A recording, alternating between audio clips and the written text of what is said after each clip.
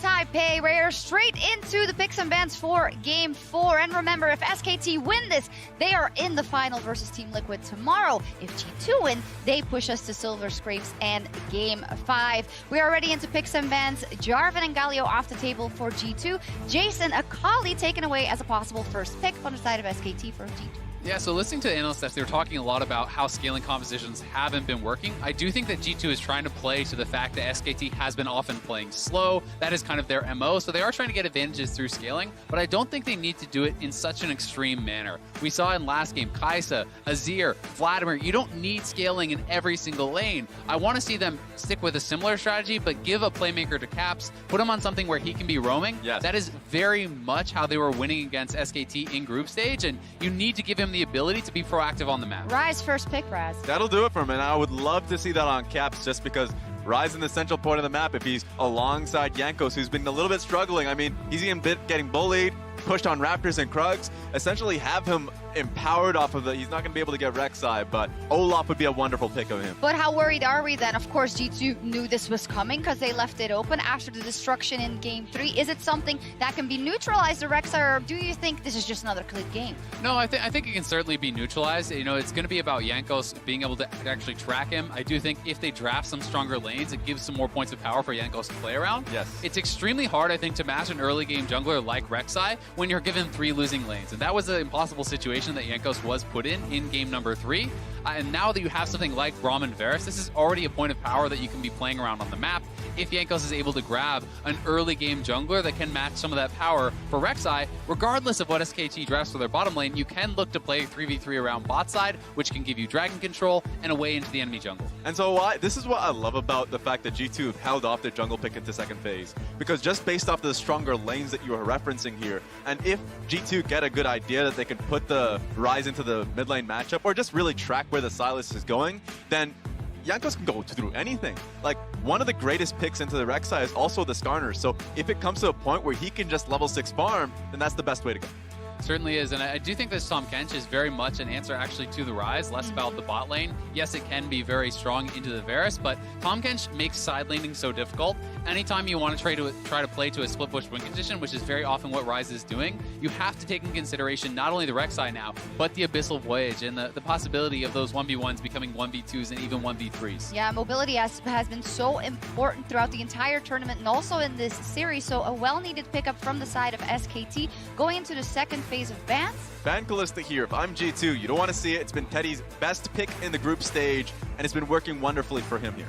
I do think on the other side of things, though, if SKT were to go for something like a Kalista, it's not paired alongside an aggressive support. So I think that's something that GQ could try to work around. If you are playing Braum Varus into the Kalista plus Tahm Kench, that is much more of a defensive style, right? You know, Kalista normally most successful when paired with things like the Galio or alongside a Thresh. So I think it's totally reasonable for them to leave it up, and likely going to be a more defensive option here. I think something like the Ashe would make sense. And this is something that is not only going to help have a safe bottom lane, it's an additional form of engage, and also critically, this will give Clid more of an edge in the jungle because you can use the Hawk Shot to track Jankos' pathing. So not only is he going up against the best player in the tournament, in my opinion, he's going up against a monstrous early game jungler, and he's going to be tracked by the Ashe. There it goes, called by Raz. Skarner as the pickup here. Wonderful. The one thing that I really need to see here, because whenever you're going up against an Ashe, when Ashe starts coming up around in the meta, once again, talking about the Hawk Shots coming through as the Gnar is going to be locked in, it's more so, it's so difficult if SKT have a winning top side of the map to ever farm top side, because that means that, like, you know, Tahm Kench, post 6, can find your way up top side along with the Rek'Sai. I want to see what we get in the early game from SKT. Gnar spelled the demise of IG yesterday in the Shy's hands, also in a Game 4. What do we make of it here? I mean, I think it's a pretty reasonable safe line pick when you're looking at things like Nico as well as the Kennen already taken off the table. Those are two of the most standard safe blind picks, so he is going to be able to grab this here. Going into Victor, I think is a relatively safe pick, but we'll see if Khan can take over because he did have counter pick and that should be his advantage. Picks have come out now. We see the entire composition. Raz, what is your gut feeling as to how this game is going to go? I love SKT's 2v2 through mid. Now, I know that coming into this, you look towards Rise and say that could be an easy gank through mid lane, but once again, Upskun Abduct coming in from Faker, and we already have seen how strong Plit is coming into this series. I expect strong early game ganks going up against them. I think this is much more of a well-rounded composition from G2, honestly. I quite like it. They have a strong 2v2 bottom lane. Ryze has strong gank assist in mid lane, as well as really good scaling into those side lanes. And Skarner with Predator can have fairly early power in those ganks. Yeah. This is what we're playing for, like what we don't want to see if your G2 is just getting outplayed completely in the early game. Once again, I think both coaches can be happy with what they get on the Rift here with. Yep, going to come down to how well I think they can control and contain Clid.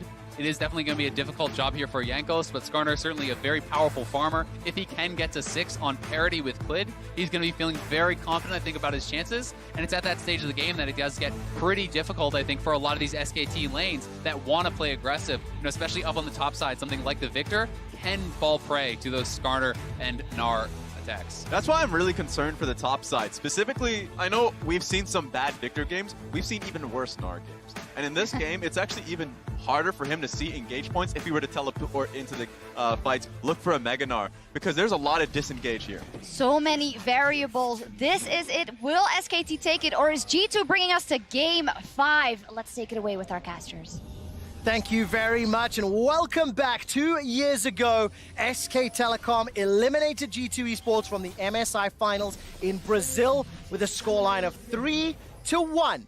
Now in 2019, on the other side of the planet, in Taipei, SKT are on the verge of eliminating G2 Esports 3-1 in the semi-final and advancing to a showdown with Team Liquid. We've seen the draft, we've seen a little bit of setup in the top half of the map, and this is a different look for G2. Because Jankos will get caught up by a small stun, but not much more than that. So the thing that Papa Smithy and I were talking a little bit about was scaling for both these teams. And the one thing that we agree on is that G2 have very strong side lanes later on into the game. I think that it will be harder for SKT to match them, given that they will be playing up against a Gnar and a Ryze. Two actually surprisingly strong side laners that, especially the Gnar, I think can hold his own very well against a champion like the Sylas. And I think Ryze is always going to do very well into the both. So in terms of that point in the game, I do think G2 has the edge. My big question mark comes around, can Clid still have the same early game influence that he had last time around? I just feel there's a lot of conditionals about where this game is going based on the game state and who starts snowballing, which of course is very familiar analysis for how this tournament has gone. SKT don't have much of a front line. Victor is the last pick to try to get a more comfortable laning matchup into the Gnar rather than a counter pick in the mid lane, for example. Does mean that I think they default into 4-1 a lot, but to me it's much more about the utility of Ashe and Tahm Kench together and how much they can do post-6. I completely agree, and already in this early game, this Ashe Tahm Kench has gained priority in the lane because they did not give a pull to their jungler. You can see Clid actually starting on his red, going up towards Krugs, very standard on a Rek'Sai because of how quickly she can clear that camp out, and then likely she'll move in towards the Scuttle Crab, which Jankos is immediately trying to answer already. All right, Jankos making his way up. He's playing the Skarner, which we saw Smithy's play yesterday, and of course Wonder playing the Gnar, which we saw out of the Shy. I wonder if any of those scrim partners has anything to do with that. It's the first time we've seen Jankos on that Skarner all year long, and he will get some time on that Scuttle Crab alone as Teddy Amata push into the tower. Faker just around the corner, putting some doubt into Caps' mind. The deep vision that we had the observers highlight shows you why Teddy and Mato were able to push out at level 1. We've criticized a lot of Tahm Kench lanes for losing the lane, losing a flash at level 1. Varus Tahm Kench, for example, has had that happen multiple times. But because Jankos has been tracked so extensively, they've had lane control on the bot side, pathing is predictable, and Clid is around to make something happen. Oh, I hate that sentence, Papa Smithy. Clid is around every single time he steps forward in games 1, 3, and now he seems to find a way an advantage. This time the ward, though, from G2 Esports will give Cap some additional information, and he doesn't overstep. He actually pathed forwards and backwards and waited to see if he could read anything in Caps' movement, and then just said, okay, I'm just going to push the wave and come through very obviously. So, of course, the alpha move will get him the bot side stuff. So while Clid has been trying to set up for an early game gank, Jankos has been prioritizing on farming his jungle. He's managed to clear out a multitude of camps right now, and he's hanging around the top side of the map where Khan currently has no vision. Wonder is posturing aggressively, which should give some indication that a jungler may be near, and here they go. All right, watch the Narbot. Boomerang Blade comes out. Narbot starting to charge. That's a flash already. Jankos will be happy with that, and a low investment for G2. Notice how Khan flashes the E, because he knows that if he flashes after that E has landed, then it means that Jankos can immediately follow up with a stun and set it for a potential follow-up from Wonder. So good awareness there from Khan. Ooh, good damage from Faker just outside the tower range. That's dancing on the edge of safety. Caps ends up coming away worse for wear, but very good reply. Rune Prison into the Q&E combo, and they end up about even, but Faker's kit has sustain, Caps does not. And the dancing moves only make it an even trade, doesn't make an overwhelming winning trade from Faker. If he had stood to attention for all of that damage, would have taken a lot more punishment. The overextension this time is with a ward, but with Predator can come in fast. All right, here comes Jankos. Remember, no flash, but this is Gnar that is tired. Flash forward through the gravity field. That's going to be the end up cost, and first blood conceded, given to Wonder. Easy kill picked up for the top side for G2. Even through a ward, there is very little that Khan can do because of how well Wonder throws the lane towards his side of the map. Victor struggles to clear early, and he can only use his death rate, which ends up just naturally pushing. So really good stuff there from Wonder and Jankos working to get an early lead for G2. And remember what we said, Quickshot, teams with the early leads have so far in the series won the game. All right, that's the first step towards a lead big enough for me to believe, right? Wonder obviously first blood, teleport is available to him. He hasn't left the lane yet. And we saw Jankos just wiggling through mid lane, showing Faker's presence. And now first one back to lane, Tia plus Sapphire for Caps. And when the Victor dies once, it often leads to a cavalcade of those. Remember, Skarner Ultimate will be available when Flash is still down from Khan. They're trying to solo out this objective. Jankos coming up. Yeah, look at the minimap though. Marta and Teddy have already left lane, but Faker wasn't there. Now the teleport's starting to channel. It's Faker that's joining the fight. Klid is very, very low, and Faker is maybe stuck in the pit. But who's stuck with who? Wonder's recalling first. He's got teleport available. That's a Wonder TP coming into the fight. Marta's used Cleanse and Flash to safety. G2 Esports brute force their way onto the Ocean Drake. Blast Cone will defy any potential kills, and Wonder not close to 6. No further follow-up. G2 get the Dragon. Yeah, love to see them walk up for the contestant. They understood that they had extra resources like Wonder's teleport to not give over an Ocean Drake, which would have been so welcome for champions like the Victor. Faker on the exit here. He's going to be chased down by multiple members. All right, Realm Warp will deliver Caps. Flash forward into Rune Prison. They get the flash from Faker. It ends up being a trade of summoners 1-for-1. And now it's G2 who are on the aggressive in this early game. They're the ones finding a lot of these picks, and while they don't convert them into kills, they're converting them into objectives. And note how Wonder, he had already pushed the wave underneath the top tower, so even though he TPs down, he doesn't actually lose that much for making this roam happen. And Khan is just slowly closing that gap that he found himself early on. Teddy has the information to go for a backstop here, but won't do that. Interestingly, Klid has changed his keystone this game. It is not Halo Blade, it is Conqueror. And I think that's because of the heads-up matchup against the Skarner. Very rarely can you just unload your entire Q and then ult as the Rek'Sai in a game state against the Skarner, because you'll just be ulted by the Skarner and taken down with a full damage build. So for the extended brawling and the sustain options it provides, he's gone a different route. You notice the differences in the runestones, and I'm noticing the differences in the lanes right now is Faker and Teddy both had the waves set up beautifully, given that after that small Drake exchange, the waves were slowly pushing in favor, and here is Jankos and Klid. All right, keep an eye on Faker. He's got himself a Gnar on that hijacked ultimate. Caps and Mickey step forward. Winter's Bite finds a target, but as Mata approaches as well, not a 3v3 that G2 are willing to contest right now. A lot of early game damage in that Silas and Rek'Sai combo. I thought that G2 would actually go for that fight, given that Mickey was closer to the fight than Mata was, but clearly Caps and the squad saying, you know what, we have no summoner spells, Jankos isn't level 6 yet, we don't need to force this fight, so why bother? We're in a pretty good spot in this early game, let's just play it a little bit safer and wait for another opportunity later on. Perfect lane state for Khan, but he might actually just be narred for damage here. He will indeed, gets gnarred against the wall. There's the Chaos Storm down, there's an Impale though onto Mata, remember, flashless. Not going to be able to escape. Caps gets the kill, but all of a sudden Wonder's in trouble. He gets jumped on. We didn't see Klid joining the fight, but he's got that flash on cooldown. 2v1 in the top lane. So both junglers, they hit that level 6 mark, and they look for a play. Jankos finds one in the bottom river. Klid finds one in the top lane. So this allows Khan to get back into the game a little bit more, but it also starts to snowball for Caps, who's now 1-0 on the right. And the flow-on effect is on the Ashe, who can't actually enter lane. There was the Spire taken. That was in view of both of them. Tahm Kench not there. They need the Tahm Kench in the lane to actually walk up. All right, take a look at this. Chain of Corruption comes up. That's flash for flash. Teddy escapes with his life. The first turret plate falls. While this is going on, Klid is inside the blue buff jungle of G2 Esports, and Jankos Impale's not available, but the Fracture and the Crystal Slashes are going to do so much work, especially with that Braum passive. Teddy and Mata, though, they make it back to the tower alive. And notice that Clid is still in the top jungle, and G2 have full information of this because of that ward, which means they can play extremely aggressively underneath this tower without any risk of a counter gank. But the good news for SKT is there's not enough threat onto the duo here to stop the duo lane being proxied out of lane like we saw Sona Tarek when SKT played it, or the Calista Braum shenanigans they pulled against TL. So they're able to actually re-enter lane and not lose multiple minion waves and not lose the 10 or so CS lead that Ash has had this game over Val. So we'll have a look back and we'll see Mata as he gets caught out of position. I believe Jankos procs the Predator here as Mata is just trying to clear out the wards, but as you guys notice on the minimap, he didn't have priority anywhere. The Ash was stuck underneath the tower. Silas on the Faker was coming down, but it wasn't enough. Meanwhile, while all that was going on, Wonder was dying top. And we had just mentioned how Khan had the lane in a really great spot, just frozen under his turret before his flash came up. That also meant perfect time for Clid to walk up when Nast tried to break the freeze. And even though Wonder found himself with the first blood, there's actually only a 100 gold difference between the two top laners now. And the gold is actually very even between the two teams as they look for a play onto Perk. Enchanted Crystal Arrow comes down. Clid is delivered with Mata into the bottom lane. No flash for Perks. Chain of Corruption's on cooldown as well. And with the Devour, as well as the Void Rush, it's easy. That was such a beautiful setup. Yeah, lovely set-piece play. Long distance from downtown Ash ultimate on the exact recall spot.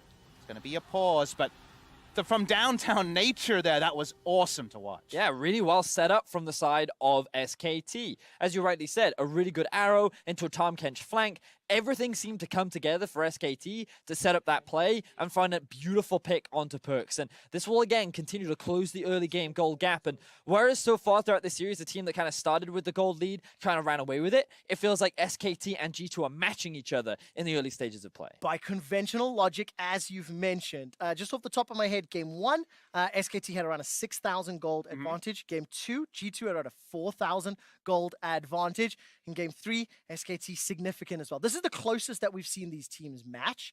But what I love about this particular setup is when you see that Abyssal Voyage from Tahm Kench, the Enchanted Crystal Arrow from Ash, and Clid being delivered, the point man from the previous wins in the series, that is such an exciting set for SKT to play with. And it's not just a solo lead, it's, as you say, the 1, 2, 3 of the downtown into the Abyssal Voyage. So it's not something that Clid is able to manufacture on his own. In fact, this has been Jankos who's been making the moves even before his ultimate was available. Every Predator so far has been a successful game. Yeah, it certainly has. And the question is, can he continue to find these picks? Because the bot lane of G2 is struggling right now. They fell at an early deficit, not because they made any real mistakes, but because that dragon fight was so extended, they ended up getting delayed and the wave got set up in an unfavorable situation. So here we see the arrow. The pings come out actually in darkness. They just have a rough idea of where he is, and they set up the play. And at this point, they're like, oh, he's fine. Mickey can finish clearing out this ward. But then here comes the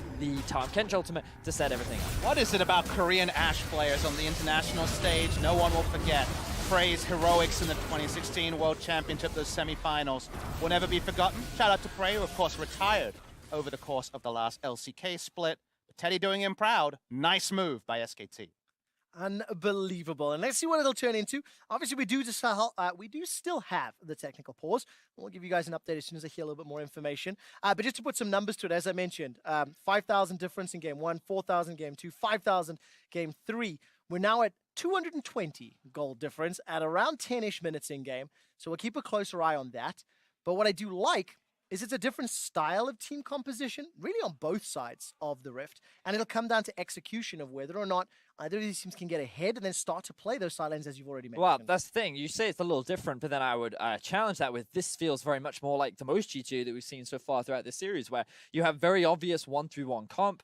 Jankos is the primary early game playmaker, and the whole goal is to get these two solo laners to a point where they can be uncontested towards the side lane. Meanwhile, for SKT, it's very much, again, relying on Clid to find them an early advantage and then kind of look for picks and then control the map. And so far, it feels like like both teams are kind of working towards their win conditions, which is why we have such an even game. Definitely 1-3-1 identity at the core for SKT as well, but what I see is the Victor's ability to transfer any sort of advantage to a team fight pales in comparison to a team fight starter like the Gnar. So I feel like there'll be many more conditional moves in the late game as SKT try to work things out, especially when Victor's flash is down, whereas I agree that G2 have more flexibility in how they set up their 1-3-1. I'm always just a little bit pessimistic when I see a Gnar.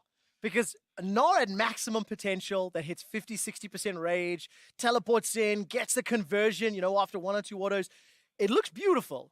But then if that Gnar is a little bit tired and cannot use the Mega Gnar in any of the CC, I know that these, like Wonder especially, should be able to do it, but that high variance in a team that already has high variance is a little nerve-wracking in what could be the deciding game. The Gnar player that always comes to mind in Europe is Vizicachi. He was the guy that always made those amazing Gnar ultimates that could swing a game like instantly.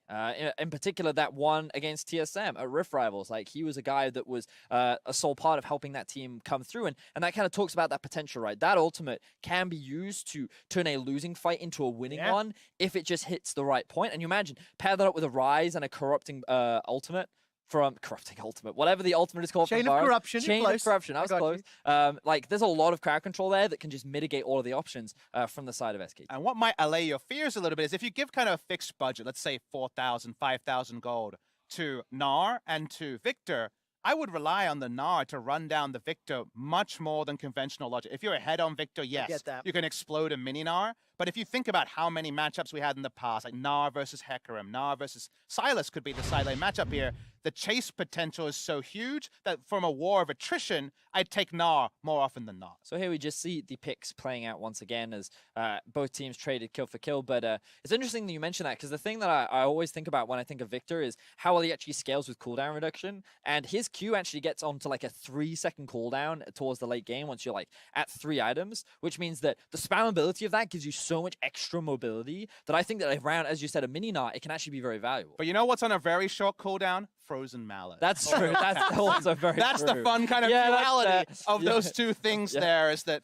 again, it does swing based on items, but so far this game has been pick tool, successful gank, pick tool, successful gank on both sides. So it kind of feels like the swing moment might be when one global move comes off, the other one is thwarted, and just the ripple effect that can have on the map control around what has so far been just team deathmatch on different sides of the map. Got it. Well, just so you guys know, the players, they did report an issue in game. It is being investigated. We'll share as and when we have updates. But for the time being, G2 Esports, their backs are against the wall. They're down 2-1 in the series. It is an even game as we're entering the 10 to 20 minute sort of laning phase. And despite a few turret plates falling here and there, no clear advantage yet. And that's different to the 3 previous games where SKT or G2, leapt out of the gates, got that advantage, and then I think you summarized it quite well, suffocated their opponents as the time ran on. And so if I was going to hand out an award for the little that we've seen here and what has been different from the previous games, it'd be Jankos' performance. This has not been a Clid-dominated early game. I think Jankos pre-6 got a successful gank up top. They were able to engineer the downfall of the Victor a couple of times. So I want to recognize the European jungler who's had very much a tournament at an expected level so far, but we've been waiting for him to pop off. And this could potentially be that game because he's actually been around the map more than you would give respect to Ascana this early. And while we're giving respect to Jankos, we have to keep reminding viewers how amazing Clud has been just throughout this entire tournament. Like, the discussion already started coming into playoffs around him being the MVP candidate potentially because of how consistent he has been even in SKT's losses. And he's just such a talented jungler that brings something so unique to this SKT roster that I think we've rarely ever seen from them in the past. And the fact that he can single-handedly get them such massive advantages in the early game should really show how talented and intelligent he is as a jungler and how skilled he is at enabling and potentially reestablishing the SKT dynasty. But I want to open the conversation a little bit to the fact that Haru is here as the jungle sub. Really not expected to play. SKT have only run a 5-man roster all season. They've never tried any other players. I believe that having another jungler with international experience and the amount of prep that goes in, some of it for sure is his own jungle instincts, but just the fact that he's always on that right quadrant of the map, I suspect that the amount of prep they're putting into the jungle start is certainly paying off in the games we've seen so far. This would be the 14th they've played so far at MSI 2019. Yeah, I agree. And the whole SKT roster kind of has slowly been getting better as the tournament goes, as the tournament progresses. And again, like, you have to give a lot of props to the amount of prep and kind of backstage staff that does come into what has been known as a very successful organization. And especially when the organization's had to rebuild. I know we have said this a few times, but after 2018, where SKT failed to make it to international play, failed to help defend LCK's honor on the international stages, where they failed to win any of the big international events, this not only would be redemption for the region, but for the team that is the most winningest team in League of Legends. And it's one of those kind of interesting points where when SKT's at the tournament, the stakes seem higher just because of the nameplates, just because Faker is there, rookie put forward. That same sentiment, I think everyone knows what it means to beat SKT. And maybe last year that was happening a lot on the domestic front, but it never came to the international orgs that had that long-standing rivalry with SKT. So for them to come back, be relevant, and right now be in a position to potentially take the tournament just shows that the SKT name is there to try to fight for that old legacy. I love that you mentioned names when, honestly, they have a rivalry with an entire continent.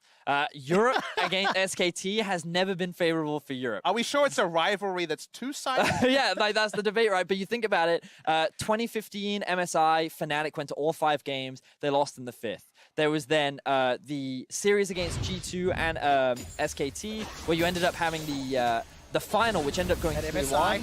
And then there was, of course, the Misfits versus SKT series, which again went to 5 games. And SKT has thwarted many of the hopes and dreams of many European fans. So you're saying 5 games is a chance?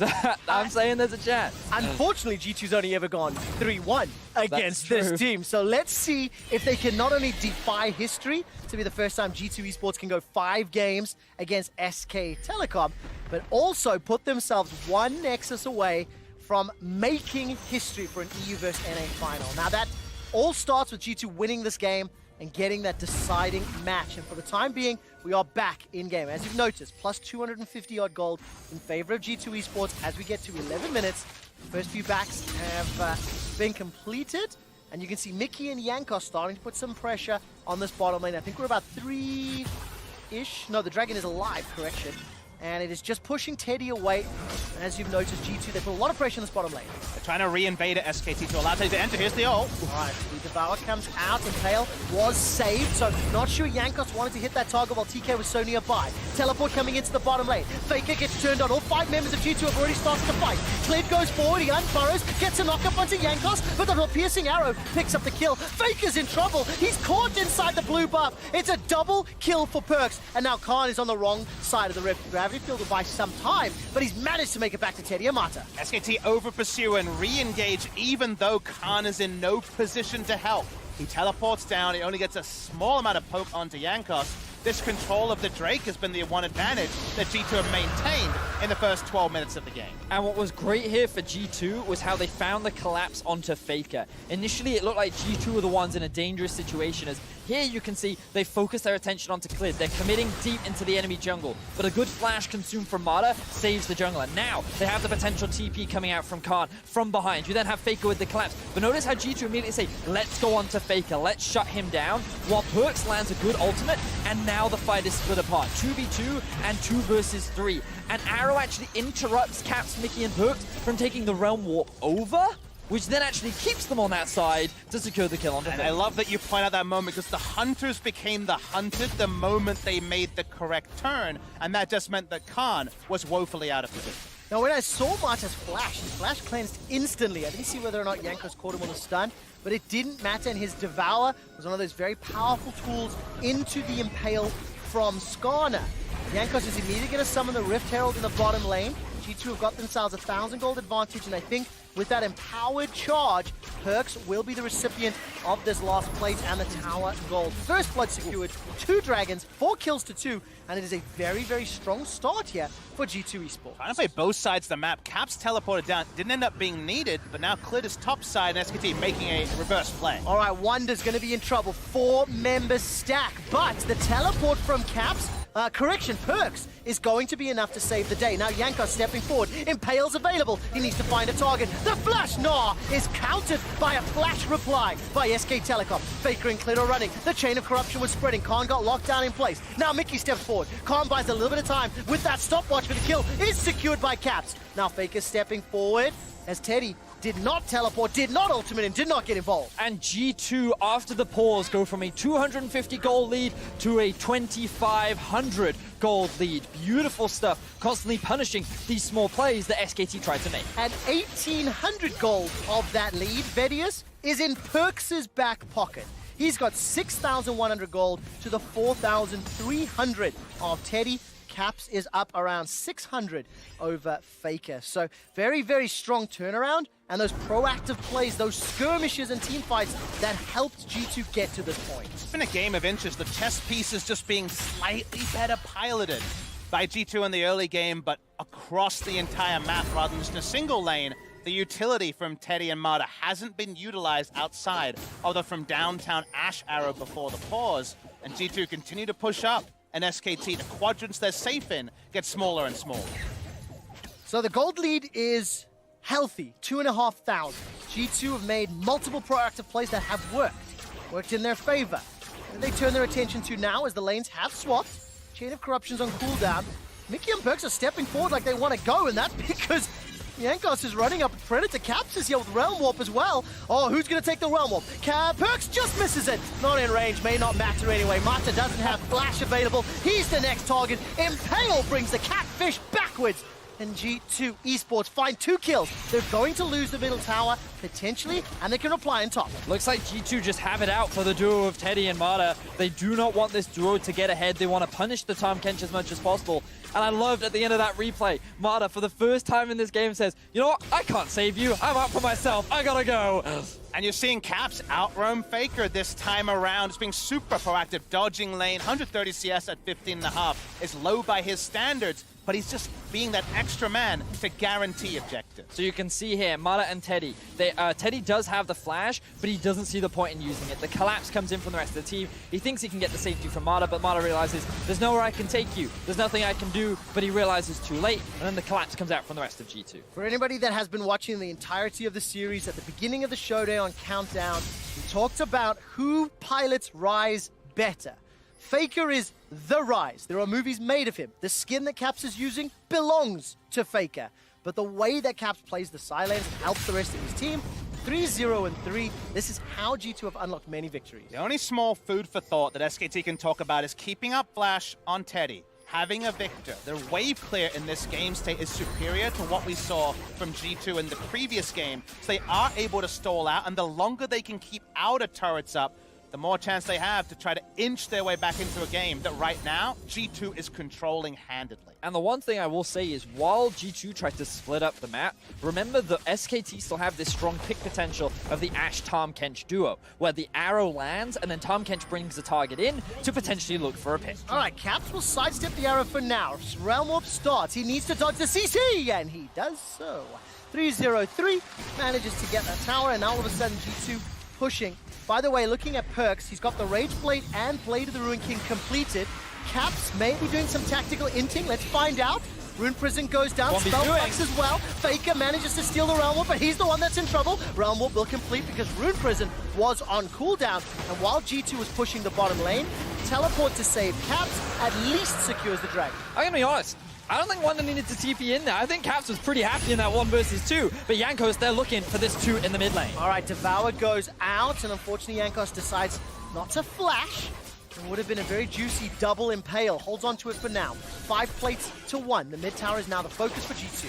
Hard to take down, though, and Victor was able to wave clear in bot. It feels like Drake is a free win condition for G2 this game. SKT has had no control of the bottom quadrant of this game ever since their first Drake start very early was thwarted by a TP down from Gnar. So for now at least, SKT don't lose mid lane outer turret. But coming on 20 minutes, it feels like SKT and G2 with so much overlap in the comps, G2 in a very comfortable spot. Very comfortable indeed. 2 items being picked up for Caps and for Perks. Caps going for the Spellbinder.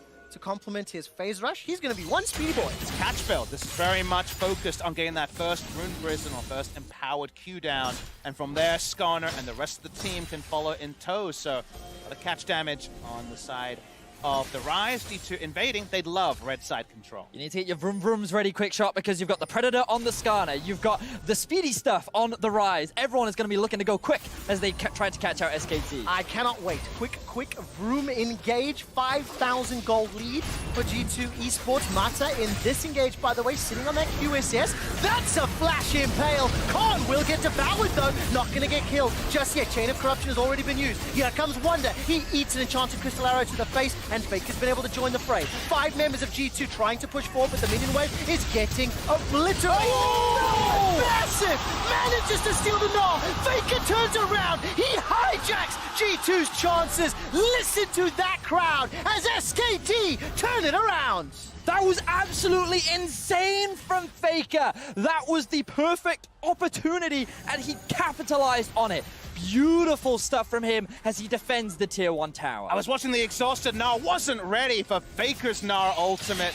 Such a conditional most of the time. Faker pushes out. That's, again, a lot of time bought by SKT. Not over yet. SKT are going to continue the pressure. 3 members pushing into the top lane. SKT do not have any towers yet, but this should be unlocked. And Faker wasn't able to get the one in the mid lane. Yes, that's a few kills on the board. SKT are still down 3,500 gold. But my word, that makes you a little nervous if you're an EU fan. Beautiful, beautiful play from Faker. Faker, playmaker. That song, that tune, that rhyme was written for him because of the number of things that he has done just like this. And we can see the siege is being set up by G2. They have top lane pushed in, they have bot lane pushed in. Everything looks great for them, and G2's like, right, let's find this quick pick onto Khan, but then Mata comes in for the save once again. And when the QSS can walk up that aggressive with 2 cleanse effects, the re-engage starts, you think, okay, we're just going to back away from here, no harm, no foul. Faker hasn't hijacked an ability just yet. Sees Wander, rolls in, 5-man Gnar ultimate. It doesn't win them the game, but I'm sure we'll track back if SKT take down the series 3-1. And remember that Faker play. And that hijack was so close to catching Mickey's Swarm instead, and how different that could have looked if it was a different ultimate. Instead, it works out, and that means G2 a little bit nervous as they go into the fight. Look at the damage from Faker. Potential of Silas, always something to note. G2 once again Staunted, they desperately want this mid lane out of turret, and they might catch Khan. All right, Khan is being run down. Impale will bring him backwards, but at what cost? Mickey's Chain of Corruption, or Glacial Fissure rather, goes down. There's at least 1 for 1. Bleed goes down as Perks is obliterated. That's a stolen Impale. Faker pulls one backwards. That's Caps down. It's all a wonder. Mickey's running for his life. Gets a tongue lashing, and that's slowed down. No Devour comes up yet, but the Abyssal Voyage will deliver on the backside. Faker decides to re-engage. Now Jankos trying to push forward using those crystal slashes. Manages to get at least a little bit of a stun, but it won't be enough. Wonder's about to gnaw out, but I don't know if he wants to fight. Can hop over the wall. Flash is available as well. G2 are losing fights! And it's Faker that is determining the outcome of it every single time. This time he hijacks the Skarner ultimate to drag Caps underneath the tower and secure the kill onto the biggest damage dealer that G2 has right now. Beautiful stuff from SKT as they claw their way back into this game. During draft, Faker looked at his PC and said, I feel a disturbance in the force. People are saying Klid is the best player on the team. And he's trying to shut that theory down. And it started off here, if you notice, with a 2-for-1. They had already killed the Victor off screen, and then it's a 1-for-1. Klid goes down, so 2-for-1 overall. But notice what happens when the Skarner ult kills Rise. They're out of damage. You see some of your worries, Quickshot, in that Wonder has no role in the rest of the fight. They're just chasing down for whatever free kills they can get. Yeah, you said it, Papa Smithy, and the interrupt comes out on the Tahm Kench ultimate, but it doesn't matter. Trying to escape from an Ashe and a Silas with these rotations, there's very little that they can do. But again, G2 trying to siege onto this mid-tier 1. All right, it's a 3,000 gold lead for G2 still, but it does not feel like it matters. The Mountain Drake is being started. SKT have felt the priority from G2. Mountain Drake should go down. The Ashe Arrow will tag out Mickey. Mickey's going to get in trouble. No, and just to use the stopwatch for now. Caps is going to be able to help out Jankos to secure the Dragon. Now they're backing away. Mickey's gone down. 4v5 at best. Realm Warp starts to channel. Not going to get interrupted. G2 get the Baron for Mickey's life, but SK Telecom are on the hunt for blood. And you just see that Wonder gets the transformation that time, but It's so hard to set up Realm Warp, outplays, and also a Narabar in the perfect spot. SKT, despite winning so many skirmishes in a row, still don't have one turret at the 23-minute mark. And G2, they're holding on to their 3,000 gold lead, but you can see the SKT refuse to go down without a fight. They are matching G2 in the early game. They brought the kill difference to 9-8. And now we need to see these QSSs start coming out from both these teams. The Skarner ultimate, the Varus ultimate, the Ashe ultimate, the potential steals from the Sylas mean that QSS is going to be a very important item in this game. And when the standing gold goes down on this turret lead, if it ever is closed right now 2-0, we're basically at an even gold game as well, Quick Shot. So this one team fight, this really huge late game fight that decides it, I think we're set up for it. This is the closest game we've had this series. They have traded back and forth, and despite the metrics implying G2 are in the lead, there's a lot of power to SKT's comp. And the one thing that I do think is a benefit for G2, 4 Elemental Drakes under their belt. Mountain coming up means that Elder Dragon buff is going to be a juicy, juicy target. This Teleport TP is, being channeled. All of a sudden, the Devour and the Impale has already been used. The teleport completes. SK Telecom have got caught out. G2 did not hesitate the moment that summoner was used. Jankos escaped with his life for a few seconds. Faker unable to find the kill. Wonder arrives as well. The tower goes down. The kill onto Teddy. And G2, do they fancy themselves Baron? Big mistake from Teddy, teleporting onto an already almost dead turret as G2 walked up. They're certainly going to set up around it and see what they can get. Look at the Narbar. Wonder's still got Flash and his ultimate available. Clid is not here yet. He has been brought in with the Abyssal Voyage. This is going to be a problem. Baron's being melted, but Clid can't get in. This is close. Managed to secure it. Capsa picks it up. Faker is not done. He's got himself a Mega Gnar. Here comes Wonder. Gnar into the wall. Into the crunch. The wallop. Faker gets a reply, but it doesn't matter. 5-man party in the chicken camp. And SKT are running for their lives. Clid escapes, but he's the only one. And G2 finally secured themselves the Baron and put themselves in a much more commanding position. Faker has been trying so hard to turn these fights around, but the one time he can't do it, G2 take everything. Teddy's TP started the dominoes and they crashed down with a G2 Baron. And now SKT have to go back to the early game. They have to play the waiting game again, but against Realm Warp, against Baron, and 3-lane push. It feels like a split-second decision cost so much. That was at the mid lane that led to this fight. And this is the first big Wonder ultimate that we get to see this game. Faker tries to get the shield out. Look, he even tries to steal the Gnar ultimate so that he can turn it around, but just a little too slow on the plate, and he cannot convert it. Clid, he's forced to leave his support behind as Mana gets chased down, and G2 walk away as a very happy team. Well, one G2 teamfight win away from a game 5 from Silver Scrapes, from everything that represents. Because with the Baron buff, they can crash through the game. You saw how quickly they deleted Baron. 7,500 gold up. 90 seconds to the next dragon. We've got 3 or 4 items being picked up from multiple members of G2 Esports, so this feels like a very similar game to many of the previous in this series. The team that gets ahead in the early game starts to fly. There's still 2 minutes left on Baron and a 4,300 gold Baron power play. That is ginormous. And G2 aren't done yet. They want to continue pushing those numbers even higher.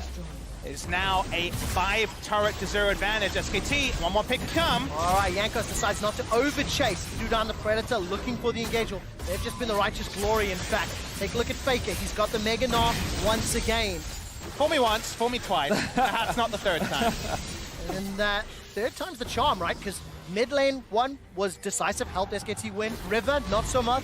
Now we need to see what SKT can do against the Siege. Wonder now moving into the bot lane, and the 1-3-1 can now be properly set up from the side of G2. There's still a minute left on the Baron, and with all 3 waves crashing in, SKT should be forced to give up at least one of these Nexus towers. In the push in here, they can play the patient game that has evaded some of our other great 1-3-1 teams. Single Mountain Drake, another one to come up, and SKT can only defend in so many places. Yeah, definitely the case. Mickey and Perks just waiting the wings. I wondered if they fancied like a Chain of Corruption engage, but 45 seconds on Baron. Snini, 5,400 gold and the power play. Mountain Drake is available, by the way.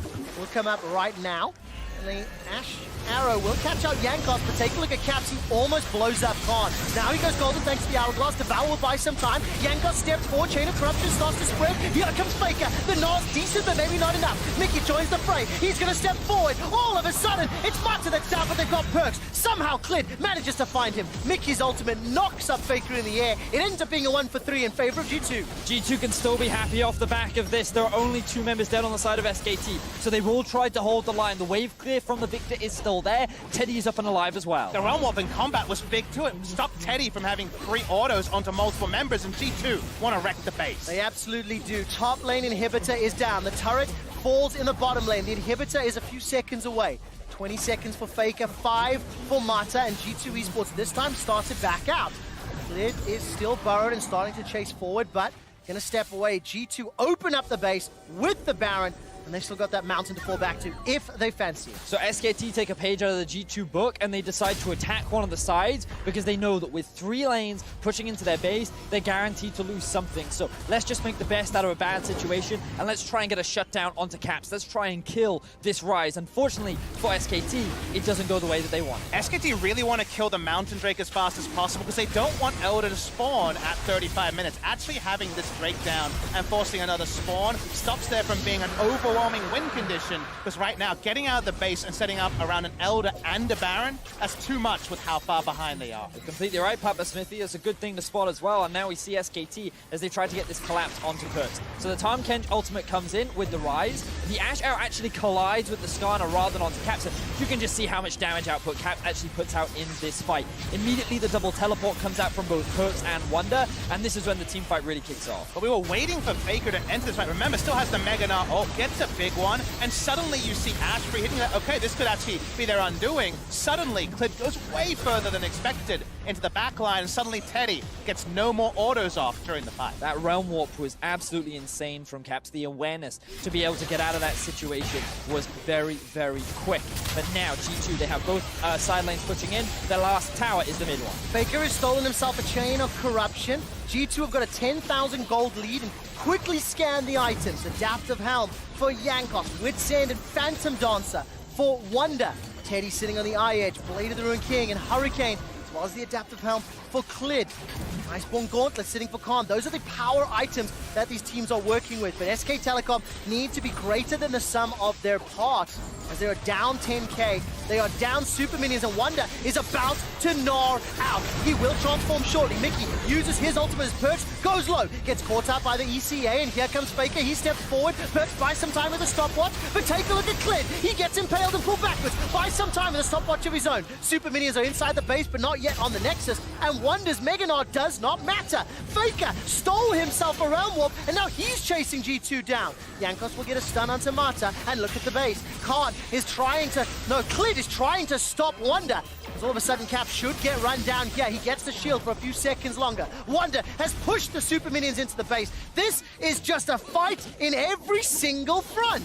But it's SKT that managed to hold the line. They find a really big fight onto G2 and they take out Caps and Perks. That means that no Nexus turrets end up going down. They keep their mid inhib alive. And with the Baron up, they get an opportunity to reposition and potentially contest. The clear call would have been, we have to try something. Wonder is literally setting up for a 5-man Gnar ultimate, whether it was on the inhibitor turret or the inhibitor itself. There was a guaranteed engage there. That meant that Wonder was actually out of position for the entire fight and couldn't make any inroads. And now SKT, it's all in time. It never feels like SK Telecom are out of a game. They've managed to bring themselves into the Baron pit. Look at the minimap. Caps is alive in 7 seconds of TP. Wonder's pushing into the base. Yankos has got Splash available, has got Smite available. He's inside the pit. The Baron is low, but the Devourer is up. It's all of a sudden secured by SK Telecom. Wonder is onto the Nexus turrets with the help of Caps. Khan is here. The teleports are starting to be challenged. Wonder's about to gnar out. He needs to do something magical. Caps gets the shield. The Mega Gnar goes backwards, but it's not going to be enough to save his life. Clid uses the Void Rush. One Nexus turret falls, and SK Telecom are right back in it. They stand firm just in the single moment where they had to get through. The teleports, if they were cancelled, game will be over, and here's Caps. All right, he's forced to flash away. Khan's trying to run him down. if he can use those Qs onto minions and use the speed buff, it should work. But look at Klid, he's hunting as well in the borrowed form. Caps does have a lot of movement speed and a shield in his kit, but he's got to play this flawlessly. Klid's coming up, Void Rush, look at the damage with the tower! That's at least one in reply. Klid donates it to Caps. Caps is able to escape. The Spellbinder plus Phase Rush plus tower, and all of a sudden, Caps is turning it back. It's actually pinging onto the Victor, excuse me, as they try to look for a play, but that was actually unbelievable from SKT. The split-second decision-making to use the Tahm Kench ultimate to come into the back of the Baron pit, and here you can see Mata with a crisp cleanse to then consume the jungler so that he cannot get into Smite Steal. Means that with the Baron going down, Faker can teleport back to base, and Klid can quickly join it. Very rarely at 35 minutes is Tahm Kench mechanics something that you point to, but actually, he got a lot done in that scenario. The overall chase doesn't get them a further kill. And we did see Klid go down, but SKT are living on a prayer, and that's a few prayers in a row already. Unbelievable. 35 seconds to the next Drake, then a further 5-ish minutes until the Elder Drake will spawn. That was the delay you talked about, Papa Smithy. That could have been the game-deciding buff for G2, and all of a sudden, that 6k gold lead at 33 minutes feels insignificant. It's not always intentional, but you could have just backed away and said, okay, what's the point of taking this Drake? Taking it there buys you some breathing room because you just can't defend everywhere, and this is far from defense. SKT finally taking turrets. Remember, they had 0 for the first 30 minutes. All right, Enchanted Crystal Arrow. This one is going to be targeting on a Caps. If he had started the teleport, that is what that was trying to dissuade. Caps and Wonder are pushing both lanes. The Empowered Recalls, though, is a tool that Faker and SKT choose not to use. Faker steps forward, Chain of Corruption starts to spread. Perks as well as Mickey trying to do what they can. They've dissuaded enough for now. Caps and Wonder, they're pushing in. This is going to be for the final fight. This is the G2 classic. They never go for conventional when trying to end the game. They're split pushing right now. Rise joins the top side. Here they go. All right, Abyssal Voyage will deliver Teddy to the back line, but Caps and Wonder are on the Nexus. They will not go quietly. The Nexus is being focused, but look at Faker. Nexus 1 or 2 more hits. Many more hits up. Wonder forces game 5. That was the play that G2 needed to make to find the final victory. SKT looked so terrifying in those final moments. Faker was playing out of his mind. They found so many successful skirmishes. They took the Baron away from a G2 that was 5,000 gold in the lead. And it was G2 that had to do one of their crazy back doors to end up bringing us to a game 5. You guys are so used to these. We saw them so I'm not often used to that. on the domestic stage. The back doors, the 3-lane plays. SKT had the staunchest defense you could ever ask for against G2, and yet there's a 5th game, and the mental state, even of all these seasoned players on both sides, how do you just leave that to one side, reload, and do it all again from level 1? I absolutely love that. SK Telecom, you think that you're trapped in here, with you. You think we're trapped in here with you, but it's the other way around. Yes. We were born in the Clown Fiesta, but that's not true. It's not entirely true. I think Venice, you said it right. G2 Esports, they do make the bold calls to win games. We've seen it a few times, and it worked out. It gets us to game 5. State Farm analyst is. Tell me exactly how G2 tied up the series. Good luck. Thank you very much. Quick shot.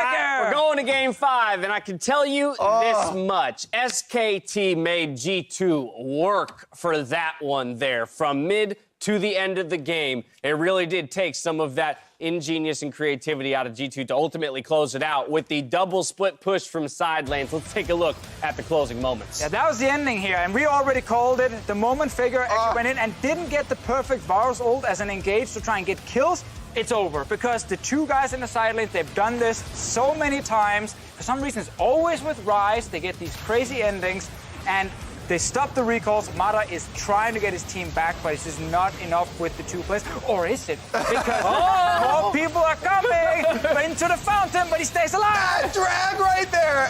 If it had killed Wonder, it was going to go on. But Wonder survives the laser from the fountain. Gnar ults everyone away to get the last few hits on the Nexus. That was insane. If you got to go to game 5, that's the way. I don't want this. I don't like this. That is the ideal way to go to the 5th game of the series. Very few players have touched the fountain laser and lived to tell about it. And Wonder is one of them. And it could be the way that they push themselves to a finals berth. One more win separates each of these teams from that victory and a trip to the MSI finals. But I think we need to work through this fourth game because, again, it was the closest of the series so far. Yes, G2 had the early lead. Yes, G2 came out with the victory as it has been trending through this series. But we had a couple instances of SKT making some big moves. And it just means more when Faker is in the game, and he proved it. You cannot give this guy Silas. He is so goddamn good at this champion. This play is insane here. He comes in, he steals Wonder's ultimate right here, then he immediately dash flashes into the whole team. Woo! Into the stun as well, man. Yeah, talking with Khan right there to get the gravity field up in time. We saw it happen ahead of time. We were like, there's no damage follow-up. They just chunked out 2 members of SKT, and that is almost the game-turning play. At that point, everyone starts to get worried. Yeah, Faker's like hulking out. I was sweating bullets over here. My heart was beating so fast. And to see then Faker try to make the call, we're going to end the game. I have the Varus ultimate. I'm going to make the engage. Imagine in a different timeline that works. Faker, huge performance. Oh, yeah, people talking about maybe Faker's falling off now, finally. Not the mid lane god that he once was. He was shutting some people up with the performance in that game. All right, let's talk about G2. Let's start rolling through some more replays because ultimately they will be the ones to take this victory. We have a secret weapon now from the West in this tournament. It's Skarner, because it's locked in by Jankos against the Rek'Sai. This time he can control it. He's part of all the early kills. And I know this is obviously Teddy TP. I thought you were going to say your secret weapon is Teddy's teleport. That's the second one, but we don't talk about that one. That was a terrible TP. He got punished for it. Jankos, early game was great, sets up G2 to snowball. They actually played really well when they got all these early leads, like we've seen in game 2. The 4 Drakes came up big here. Double Ocean plus a mountain around this Baron, and then Wonder's going to come up with his own big Gnarl, just the same as Faker. Yeah, forgot about him. Wait. Completely forgot about him. I can't. This game was too intense for me. Everything back and forth. I do like the fact that you were praising Jankos. And even though this is, team fights from Jankos, you mentioned it earlier, he was everywhere on the map. He set up every single lane. He got multiple flashes burned. And he really got the success started for G2. And it holds true for this entire series. Whoever has the early game lead wins the game. Without a doubt. One more replay to take a look at, just because there was so much amazing action in this game. Here we go. Base defense for SKT. This is such a close moment, man.